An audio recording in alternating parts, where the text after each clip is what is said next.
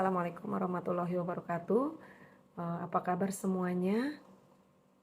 Ya, alhamdulillah kita masih diberikan kesehatan dan juga nikmatnya bersilaturahmi sehingga kita masih bisa bersama-sama untuk mendiskusikan mengenai perkembangan kurikulum, baik itu dari kurikulum tahun 75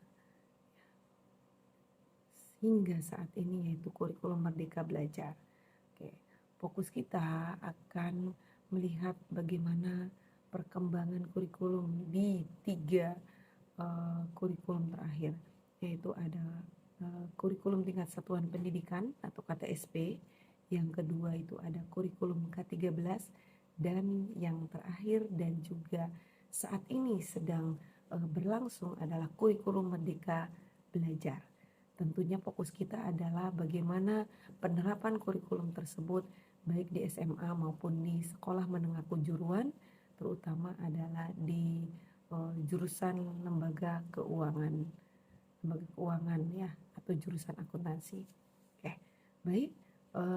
Untuk diskusi kita di hari ini itu akan dijelaskan mengenai pengertian kurikulum, kemudian perbedaan kurikulum antara kurikulum KTSP, kemudian kurikulum 13 dan juga kurikulum Merdeka Belajar.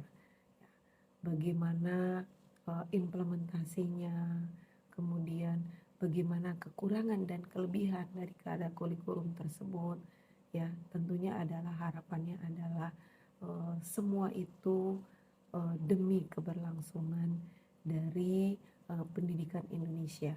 Bagaimana upaya dari pemerintah untuk mencerdaskan kehidupan rakyat dan juga masyarakat. Oleh karena itu, untuk perkembangan kurikulum ini itu akan kita diskusikan bersama-sama dan tentunya akan dioperatori oleh kelompok yang sangat solid ya.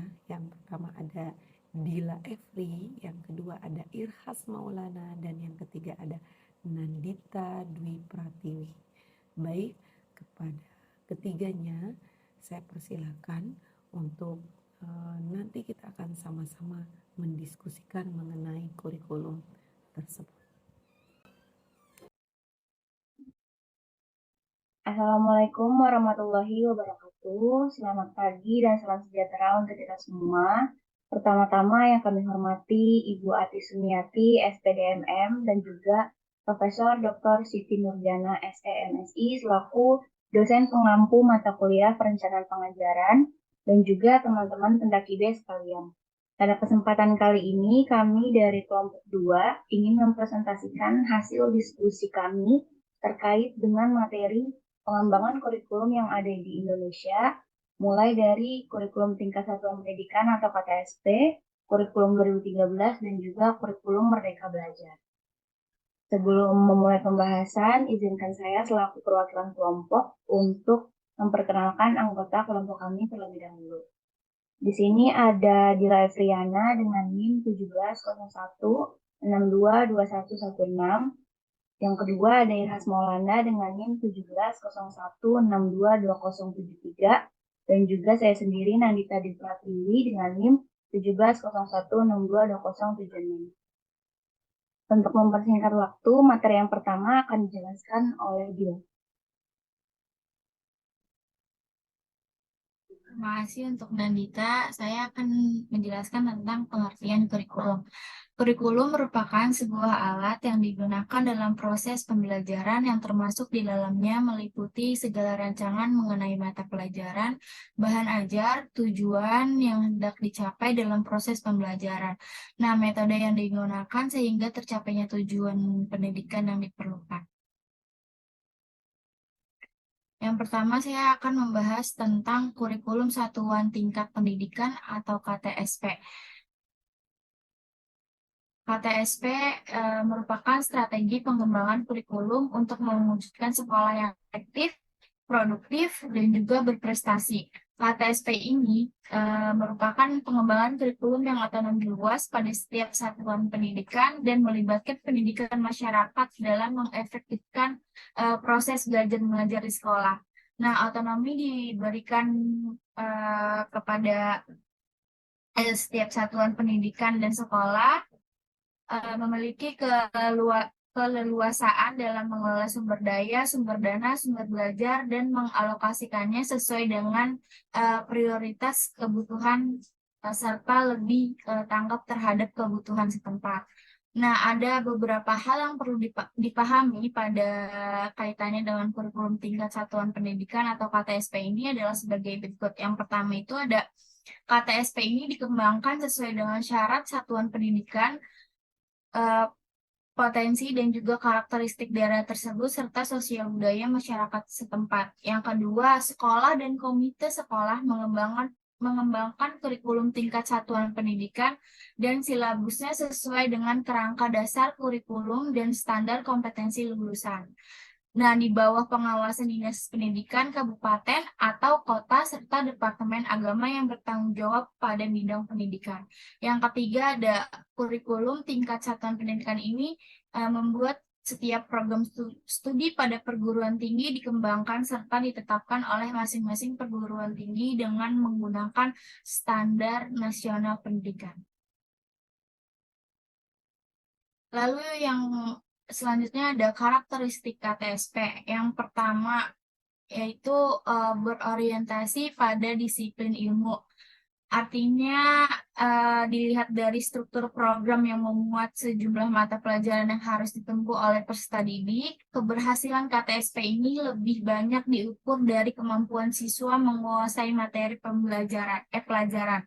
Hal ini dapat dilihat dari sistem kelulusan yang ditentukan oleh standar minimal penguasaan isi pelajaran. Lalu yang kedua, berorientasi pada pengembangan individu. Hal ini dapat dilihat dari prinsip pembelajaran yang menekankan pada aktivitas siswa untuk mencari dan menemukan sendiri materi pelajaran melalui berbagai pendekatan dan juga kurikulum ini menekankan kepada aspek pengembangan minat dan bakat siswa. Lalu yang ketiga, mengakses kepentingan daerah. Hal ini tampak pada salah satu prinsip KTSP, yakni berpusat ada potensi perkembangan kebutuhan dan juga kepentingan peserta didik dan lingkungannya. Dengan demikian, KTSP ini adalah kurikulum yang dikembangkan oleh daerah. Lalu yang keempat ada kurikulum teknologis, yang artinya hal ini dapat dilihat dari adanya standar kompetensi dasar yang kemudian dijabarkan pada indikator hasil belajar, yakni sejumlah perilaku yang terukur sebagai bahan penilaian. Nah, dalam pembelajaran KTSP ini, posisi guru amat sentral. Guru memiliki kewenangan untuk menjabarkan kompetensi berdasarkan standar kompetensi dan kompetensi dasar yang terdapat dalam silabus, memilih strategi serta materi pembelajaran disesuaikan dengan kemampuan siswa dan situasi lingkungan, serta menentukan sistem penilaian yang tepat untuk mengukur kemampuan siswa. Adapun tujuan kurikulumnya yaitu secara umum tujuannya itu untuk mendirikan dan memberdayakan satuan pendidikan melalui pemberian kewenangan otonomi kepada lembaga pendidikan dan mendorong sekolah untuk melakukan pengambilan keputusan secara partisipatif dalam pengembangan kurikulum. Nah, dalam hal ini sekolah diberi keleluasaan untuk mengembangkan kurikulum, namun secara khusus tujuan yang diterapkan KTSP ini adalah untuk yang pertama itu untuk meningkatkan mutu pendidikan melalui kemandirian dan inisiatif sekolah itu sendiri dalam mengembangkan kurikulum dan juga mengelola dan memberdayakan sumber daya yang ada. Yang kedua itu meningkatkan kepedulian warga sekolah dan masyarakat dalam pengembangan kurikulum melalui pengembalian keputusan bersama. Lalu yang ketiga itu meningkatkan kompetensi yang sehat antar satuan pendidikan tingkat tentang kualitas pendidikan yang akan dicapai. Adapun tujuan kurikulum Adapun struktur kurikulum yang pertama itu ada struktur kurikulum pada satuan pendidikan SD atau MI. Di dalamnya meliputi substansi pembelajaran yang ditempuh dalam satu jenjang pendidikan selama 6 tahun, mulai dari kelas 1 sampai kelas 6, dan disusun berdasarkan standar kompetensi lulusan dan standar kompetensi pada 8 mata pelajaran yang telah ditetapkan. Nah, untuk pembelajaran pada kelas 1 sampai kelas 3 ini dilaksanakan melalui pendekatan tematik, yang artinya pendekatan ini menekankan pada pembelajaran yang mengajak siswa untuk menemukan dan melakukan pengalaman pembelajarannya sendiri. Terus yang kedua ada struktur kurikulum SMP, meliputi 5 kelompok mata pelajaran, yaitu ada kelompok mata pelajaran agama dan akhlak. Yang kedua ada mata pelajaran kewarganegaraan dan kepribadian. Yang ketiga ada ilmu pengetahuan dan teknologi. Dan keempat ada pelajaran estetika. Yang kelima ada jasmani, olahraga, dan juga kesehatan. Yang terakhir ada struktur kurikulum SMA atau MA, yaitu ada substansi pembelajaran yang ditempuh dalam satu jenjang pendidikan selama 3 tahun, mulai dari kelas 10 sampai dengan kelas 12. Nah, struktur kurikulum ini disusun berdasarkan standar kompetensi lulusan dan standar kompetensi mata pelajaran. Nah, pengorganisasian kelas-kelas pada SMA atau MA dibagi dalam 2 kelompok, yaitu kelas 10 merupakan program umum yang diikuti oleh seluruh peserta didik, lalu serta kelas 11 dan 12-nya itu merupakan program penjurusan. Nah, SMA atau MA ini membuka tiga pilihan program, yaitu program ilmu pengetahuan alam atau IPA, yang kedua program ilmu pengetahuan sosial atau IPS, yang ketiga itu program bahasa. Lalu yang selanjutnya ada kurikulum 2013 yang bakal dijelaskan oleh Nandita Dwi Pratiwi. Baik, selanjutnya saya akan menjelaskan terkait dengan kurikulum 2013. Jadi next.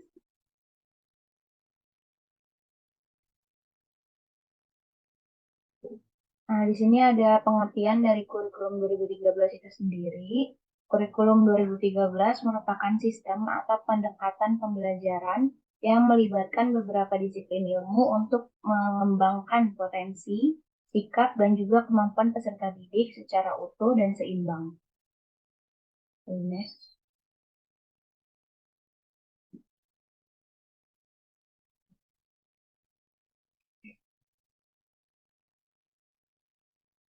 Tujuan kurikulum 2013 ini adalah untuk mempersiapkan manusia Indonesia agar memiliki kemampuan hidup sebagai pribadi dan juga warga negara yang beriman, produktif, kreatif, inovatif, dan juga afektif, serta mampu berkontribusi pada kehidupan bermasyarakat, berbangsa, bernegara, dan juga dalam peradaban dunia. Boleh di next. Adapun karakteristik kurikulum 2013 ada 7. Yang pertama, mengembangkan keseimbangan antara pengembangan sikap spiritual dan sosial, rasa ingin tahu, kreativitas, kerjasama dengan kemampuan intelektual dan psikomotorik. Lalu yang kedua, sekolah merupakan bagian dari masyarakat yang memberikan pengalaman belajar yang terencana dan juga menempatkan masyarakat sebagai sumber belajarnya. Yang ketiga, mengembangkan sikap, pengetahuan, dan juga keterampilan, serta menerapkannya dalam berbagai situasi di sekolah maupun masyarakat.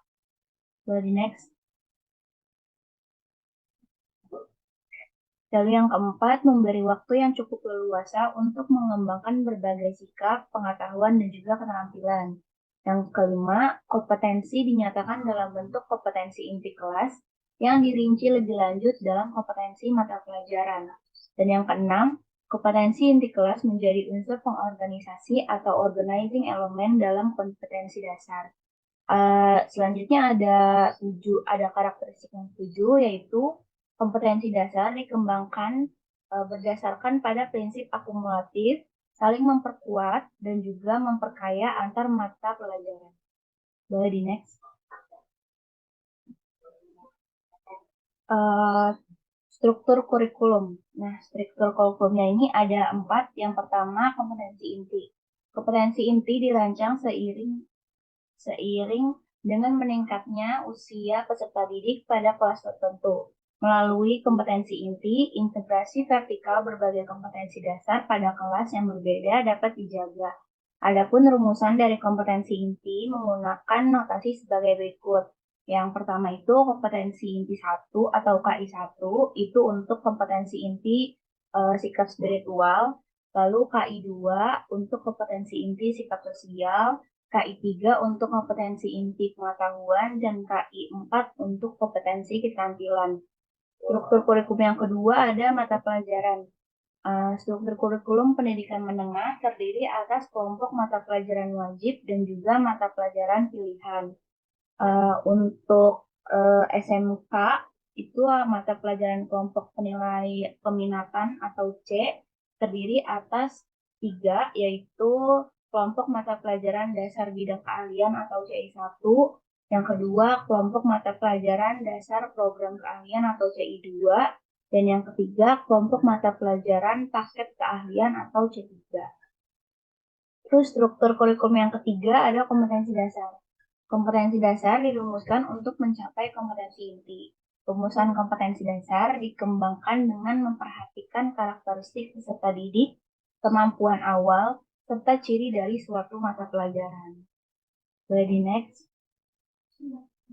Yang keempat ada beban belajar. Beban belajar merupakan keseluruhan kegiatan yang harus diikuti peserta didik dalam 1 minggu, 1 semester, dan 1 tahun pembelajaran. Beban belajar di sekolah menengah kejuruan atau madrasah aliyah kejuruan dinyatakan dalam jam pembelajaran per minggu. Boleh di next. Untuk kurikulum Merdeka Belajar selanjutnya akan dijelaskan oleh Selanjutnya kurikulum Merdeka Belajar. Boleh di next. Pengertian kurikulum. Kurikulum Merdeka adalah kurikulum dengan pembelajaran intrakurikuler yang beragam di mana konten akan lebih optimal agar peserta didik memiliki cukup waktu untuk mendalami konsep dan menguatkan kompetensi guru. Guru memiliki keleluasaan untuk memilih berbagai perangkat ajar sehingga pembelajaran dapat disesuaikan dengan kebutuhan belajar dan minat peserta didik. Proyek untuk menguatkan pencapaian profil pelajar Pancasila dikembangkan berdasarkan tema tertentu yang ditetapkan oleh pemerintah. Proyek tersebut tidak diarahkan untuk mencapai target capaian pembelajaran tertentu sehingga tidak terkait pada konten mata pelajaran. Boleh di next. Karakter kurikulum Merdeka Belajar yaitu yang pertama adalah fokus pada materi esensial. Fokus pada materi esensial, relevan, dan mendalam sehingga ada waktu cukup untuk membangun kreativitas dan inovasi peserta didik dalam mencapai kompetensi dasar seperti literasi dan numerik. Selanjutnya ada pembelajaran yang fleksibel. Leluasan bagi guru untuk melakukan pembelajaran yang sesuai dengan tahapan pencapaian pembelajaran dan perkembangan masing-masing peserta didik dan melakukan penyesuaian dengan konteks dan muatan lokal. Boleh di next. Selanjutnya yaitu proyek penguatan profil pelajar Pancasila. Yang pertama ada proyek penguatan profil Pancasila merupakan kegiatan kurikuler yang memberikan kesempatan pada peserta didik mengeksplorasi ilmu pengetahuan, mengembangkan keterampilan, serta menguatkan pengembangan 6 dimensi profil pelajar Pancasila.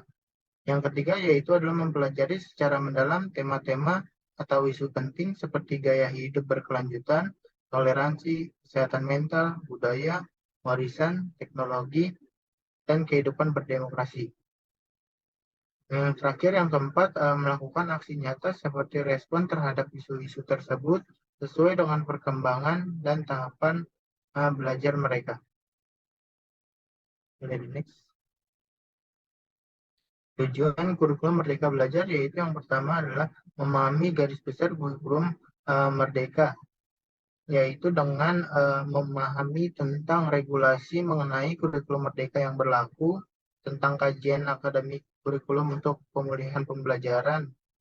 Selanjutnya yang kedua adalah memahami pembelajaran dan asesmen. Panduan pembelajaran dan asesmen mencakup tentang prinsip pembelajaran dan asesmen, tentang pembelajaran sesuai dengan tahapan peserta didik, perencanaan pembelajaran dan asesmen termasuk alur tujuan pembelajaran dan merancang pembelajaran. Ada juga pengolahan dan pelaporan hasil asesmen. Selanjutnya yang ketiga yaitu memahami kurikulum operasional satuan pendidikan. Panduan pengembangan kurikulum operasional satuan pendidikan meliputi analisis karakter satuan pendidikan, penyusunan visi misi dan tujuan satuan pendidikan, pengorganisasian pembelajaran, perencanaan pembelajaran, pendampingan, evaluasi, dan pengembangan profesional. Selanjutnya yang keempat, yang terakhir memahami pengembangan proyek penguatan profil pelajar Pancasila. Panduan pengembangan proyek penguatan profil pelajar Pancasila meliputi menyiapkan ekosistem sekolah, mendesain proyek penguatan profil pelajar Pancasila, dan mengelola proyek penguatan profil pelajar Pancasila, mengelola asesmen dan melaporkan hasil proyek penguatan profil pelajar Pancasila, dan yang terakhir yaitu mengevaluasi dan menindaklanjuti proyek penguatan profil pelajar Pancasila. Boleh di next. Struktur kurikulum yaitu struktur kurikulum Merdeka merupakan pengorganisasian atas capaian pembelajaran, muatan pembelajaran, dan beban belajar. Struktur kurikulum Merdeka tercakup pada Keputusan Menteri Pendidikan, Kebutuhan Riset dan Teknologi Republik Indonesia Nomor 262 M 2022 tentang perubahan atas Keputusan Menteri Pendidikan, Kebudayaan, Riset dan Teknologi Nomor 56 M 2022 tentang pedoman penerapan kurikulum dalam rangka pemulihan pembelajaran. Yang pertama yaitu SD, MI, dan sederajat dapat mengorganisasikan muatan pembelajaran menggunakan pendekatan mata pelajaran atau tematik, capaian pembelajaran untuk jenjang SDMI, dan bentuk lainnya yang sederajat dibagi menjadi 3 fase, yaitu fase A untuk kelas 1 dan kelas 2, fase B untuk kelas 3 dan kelas 4, fase C untuk kelas 5 dan kelas 6. Selanjutnya SMP, MTS, dan sederajat capaian pembelajarannya untuk jenjang SMP, MTS, dan bentuk lainnya yang sederajat terdiri atas satu fase yaitu fase D untuk kelas 7, 8, dan 9.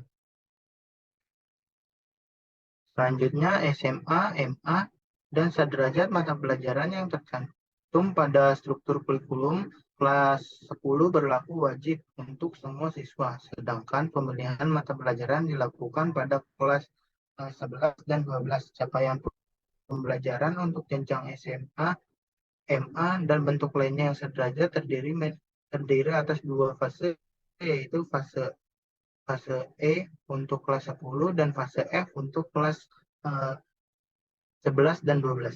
Boleh jadi.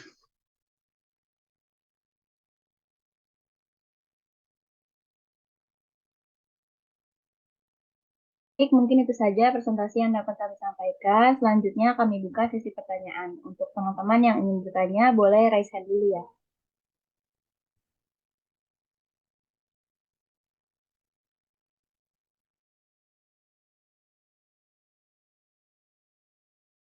Oke, boleh Novia.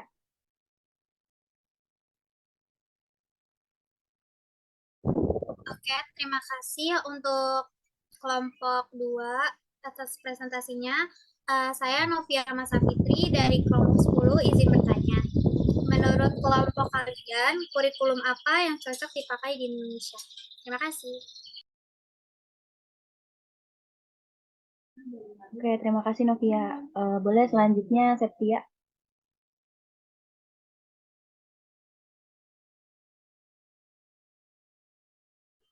Oke, terima kasih kepada kelompok 2 atas kesempatannya.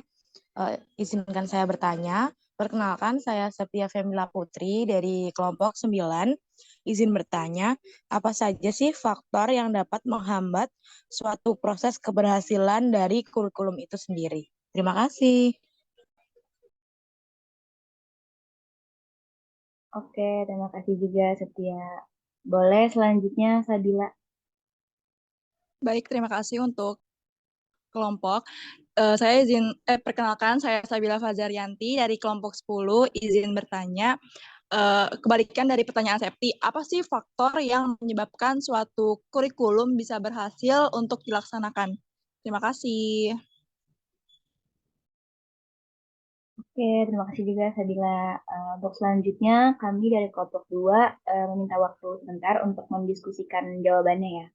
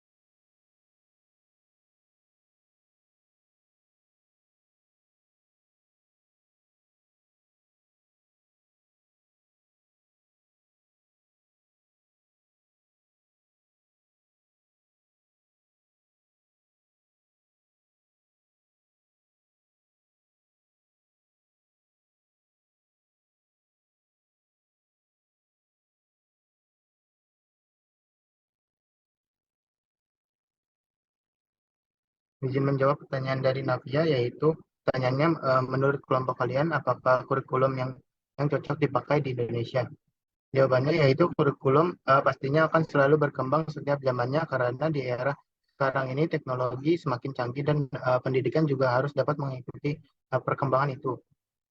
Menurut kelompok kami, kurikulum yang cocok di Indonesia untuk saat ini, khususnya Jakarta, adalah kurikulum Merdeka. Karena dari segi teknologi dan infrastruktur, Jakarta sudah maju untuk menunjang zaman industri 4.0, tetapi kurikulum Merdeka masih belum cocok karena dari segi teknologi dan infrastruktur belum memadai.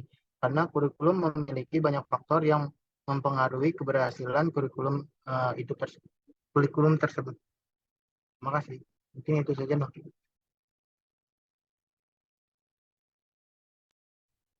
Oke, terima kasih Irhas atas jawabannya. Oke, selanjutnya saya akan menjawab pertanyaan dari Septia. Tadi pertanyaannya, apa saja faktor yang dapat menghambat proses keberhasilan dari suatu kurikulum? Jawabannya ada beberapa faktor. Yang pertama ada kurangnya partisipasi guru. Banyak guru atau tenaga pendidik yang cenderung pasif dalam melaksanakan komponen kurikulum yang sudah dirumuskan. Kurangnya partisipasi guru dalam menggunakan metode, sumber belajar, dan juga komponen lain dalam kurikulum dapat menghambat pengimplementasian kurikulum di sekolah karena dapat mengganggu alur pelaksanaan pembelajaran itu sendiri. Nah, yang kedua, kemampuan dan pengetahuan guru yang kurang mumpuni.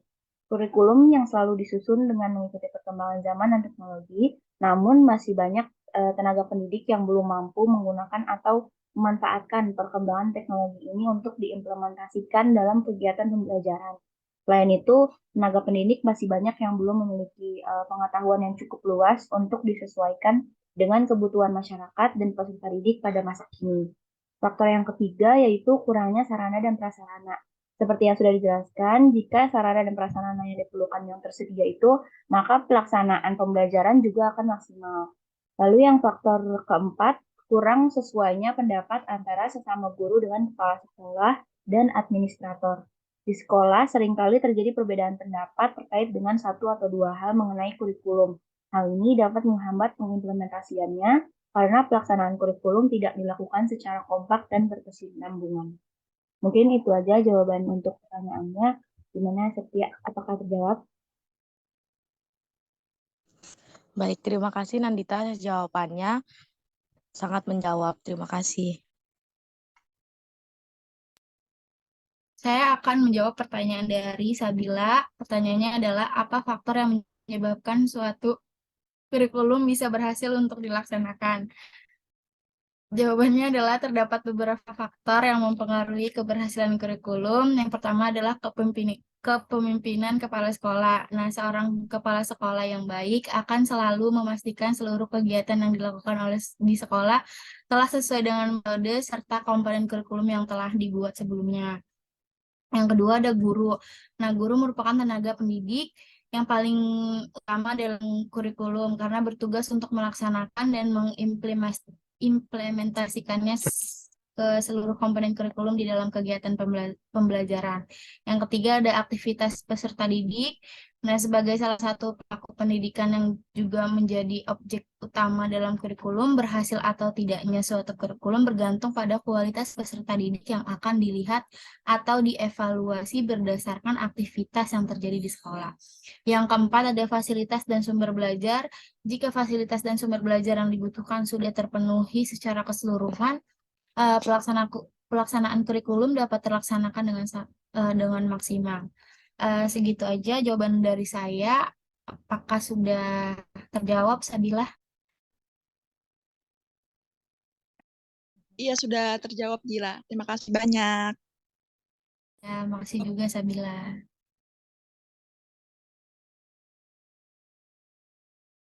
Oke, terima kasih untuk teman-teman yang sudah bertanya. Karena sesi pemaparan materi dan juga sesi tanya jawab sudah selesai, maka berakhirlah presentasi pada hari ini.